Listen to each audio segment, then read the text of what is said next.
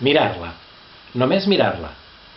Jugar intentant endevinar de què viu, com viu, què pensa, quins somnis té, on va néixer. Observar atentament les seves sabates, les mitges, el vestit, els pantalons. Què llegeix? La manera com agafa la bossa, mirar-la, i prou. Mai cap relació entre nosaltres. Mirar-la, però no massa. No seure davant seu, excepte alguns dies. No seure massa lluny. No cridar l'atenció.